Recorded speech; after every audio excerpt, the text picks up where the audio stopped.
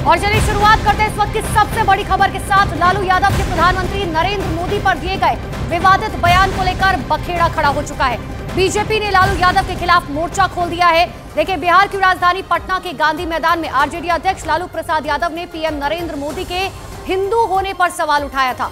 इंडी गठबंधन की जन विश्वास रैली में लालू यादव ने प्रधानमंत्री नरेंद्र मोदी पर इस बात का आरोप लगाया था कि उन्होंने अपनी मां के निधन पर बाल दाढ़ी क्यों नहीं कटवाया। लालू यादव ने कहा कि प्रधानमंत्री नरेंद्र मोदी हिंदू नहीं है, जिस पर बवाल खड़ा हो गया। सबसे पहले आप ये सुनिए कि लालू यादव ने आखिर क्या कुछ कहा था। बोलता कि परिवारवाद है, परिवार के लिए लोग लड़ रहे हैं। तुम्हारे पास परिवार नहीं है और तुम्हारी माताजी जब, और तुम हिंदू भी नहीं है, तुम्हारी माताजी का जब अवसान हो गया तो हर हिंदू अपने मां के शोक में केस दाढ़ी बनवाता है, दाढ़ी छिलवाता है। क्यों नहीं छिलवाया बताओ।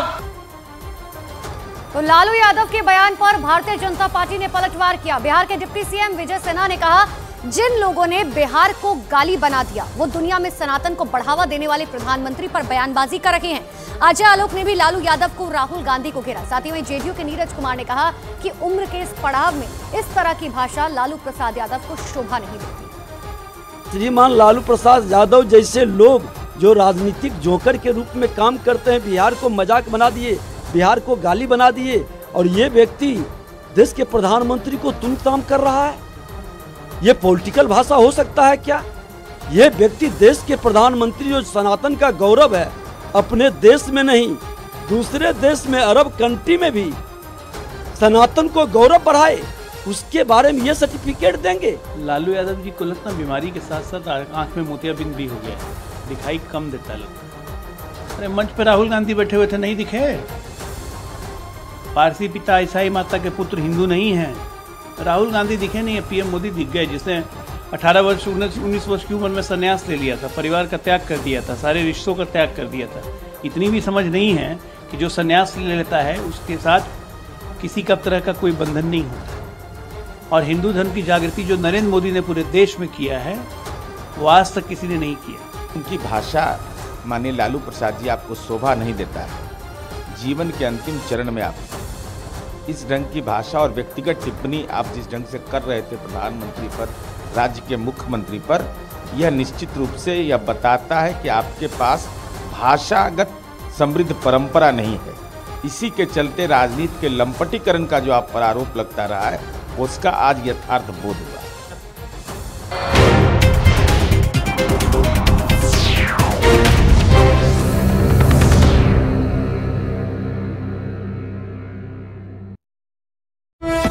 रवि किशन गोरखपुर से, उन्हें एक बार फिर से टिकट दिया गया और ऐसे तमाम लोगों को टिकट देकर यह जताने की कोशिश कि एंटी इनकम्बेंसी नहीं है बल्कि प्रो इनकम्बेंसी है। वहीं दिल्ली के मौजूदा सांसदों में सिर्फ मनोज तिवारी अपना टिकट बचा पाए हैं। पार्टी ने मनोज तिवारी पर भरोसा जताते हुए उन्हें उत्तर पूर्वी दिल्ली से चुनावी मैदान में एक बार फिर उतारा है। चांदनी चौक से हर्षवर्धन की जगह प्रवीण खंडेलवाल को टिकट दिया गया, तो वहीं नई दिल्ली सीट से मीनाक्षी लेखी का टिकट काटकर बांसुरी स्वराज को मौका दिया गया है।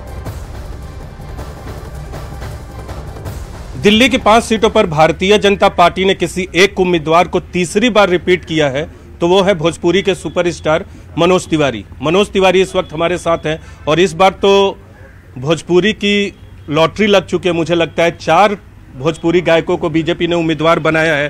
पहले से तिकड़ी तो थी ही मौजूद और आप लोग का हमने पहले इंटरव्यू भी किया है आपके घर पे ही। मनोज जी, क्या देखा केंद्रीय नेतृत्व ने, प्रधानमंत्री नरेंद्र मोदी ने, कि आपको तीसरी बार इस सीट पे मौका दिया जहां 4 सीटों पर उम्मीदवार बदले गए? नहीं, बड़ी कृपा है, बड़ी धन्यवाद है नरेंद्र मोदी जी का। जितना भी हम धन्यवाद के लिए शब्द हमारे छोटे हैं, हमारे राष्ट्रीय अध्यक्ष नड्डा जी का धन्यवाद और हमारे शीर्ष नेतृत्व का, अमित शाह जी, राजनाथ सिंह जी, सभी का। और सबसे बड़ा देखिए ना, अभी तो मुझे हमारे क्षेत्र के लोग जो प्यार दिए हैं, कल रात से ही 8 बजे से ही यहाँ पे सब लोग बैठे हुए हैं, मैं सो गया, लोग बैठे हुए हैं। तो ये जो प्यार है शायद उसी के लिए हमको ये चांस मिला। लेकिन इससे अलग भी एक बात है कि मान लीजिए मुझे सीट नहीं मिलती, मुझे कोई और काम दिया जाता तो भी मैं उसी भाव से करता। तो अब भारतीय जनता पार्टी के संस्कृति में टिकट मिलना और ना मिलना में बहुत अंतर नहीं है। पार्टी हमें जो काम दे रही है हम वो करने को तैयार है और यही सबका भाव है। आम आदमी पार्टी और कांग्रेस एकजुट हो गए हैं, मुकाबला तो कड़ा होगा, या हैट्रिक बना लेंगे आप कह रहे पीएम तो जीतेंगे, आपको चुनौती मिलेगी? नहीं, एक तो हम चुनौतियों से घबराते नहीं और दूसरी बार कोई चुनौती है ही नहीं। चुनौती तो आम आदमी पार्टी और कांग्रेस एक दूसरे के लिए बन गए हैं।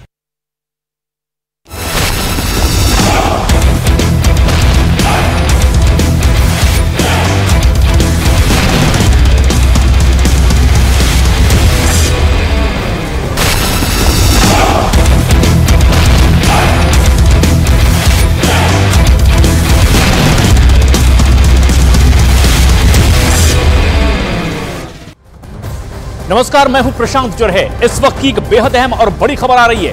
भोजपुरी गायक और एक्टर पवन सिंह ने पश्चिम बंगाल के आसनसोल से चुनाव लड़ने से इनकार कर दिया है। उन्होंने ट्वीट करके ये जानकारी दी है। लिखा है, भारतीय जनता पार्टी के शीर्ष नेतृत्व को दिल से आभार प्रकट करता हूं। पार्टी ने मुझ पर विश्वास करके आसनसोल का उम्मीदवार घोषित किया, लेकिन किसी कारणवश मैं आसनसोल से चुनाव नहीं लड़ पाऊंगा। पवन सिंह ने यह ट्वीट करके खुद जानकारी दी है, जबकि बीजेपी ने उन्हें लोकसभा का आसनसोल से उम्मीदवार बनाया था। पवन सिंह के आसनसोल से चुनाव लड़ने से इनकार करने पर विपक्षी नेता अब तरह तरह की प्रतिक्रियाएं भी दे रहे हैं। आसनसोल से सांसद शत्रुघ्न सिन्हा ने कहा कि यह बीजेपी का अंदरूनी मामला है, जबकि कांग्रेस ने पवन सिंह को टिकट दिए जाने के बीजेपी के फैसले को हर्षवर्धन के संन्यास से जोड़ दिया है। मैं कहूँगा अच्छा आदमी है, अपना बच्चा परिवार का है, लेकिन जो फैसला जो किया है लड़ने का नहीं लड़ने का, ये उनका या उनकी पार्टी का अपना अंदरूनी मामला है, इंटरनल अफेयर है। इस पे मैं कोई कमेंट करने वाला, दखल अंदाजी देने वाला कौन होता हूँ? कारण हम भी जानते हैं, आप भी जानते हैं। कारण है उनके भोंडे वीडियो जो सबके सामने आ रहे हैं, खास तौर पे बंगाल के विषय में जो उनके भोंडापन उन वीडियोज में दिखता है, वो हम सब ने देखा।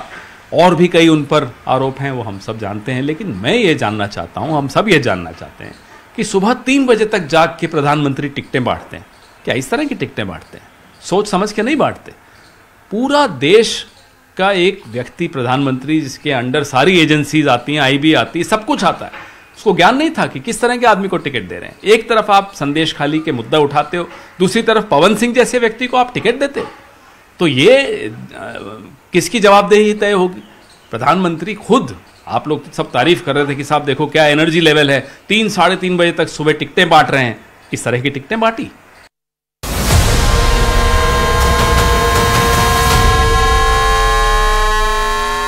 एक और बड़ी खबर, प्रधानमंत्री नरेंद्र मोदी की अध्यक्षता में दिल्ली में मंत्रिपरिषद की बैठक लगातार जारी है। लोकसभा चुनाव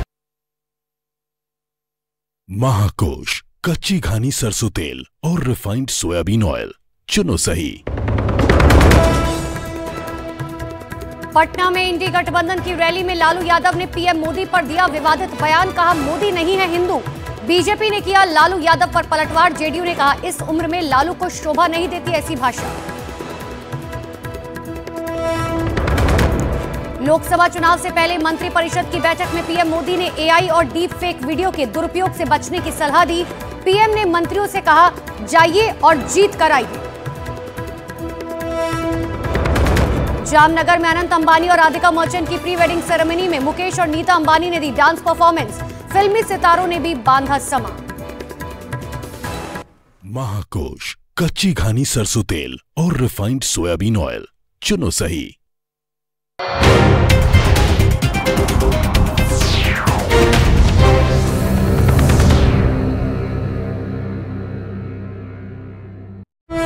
पूर्ण बैठक हो रही है और आचार संहिता लगने से पहले आखिरी बैठक मानी जा रही है। माना जा रहा है कई बेहद अहम फैसले प्रधानमंत्री नरेंद्र मोदी की अध्यक्षता में जो मंत्रिपरिषद की बैठक हो रही है, क्योंकि बहुत जल्द आचार संहिता लगने की भी अब उम्मीद है और उससे पहले माना जा रहा है कि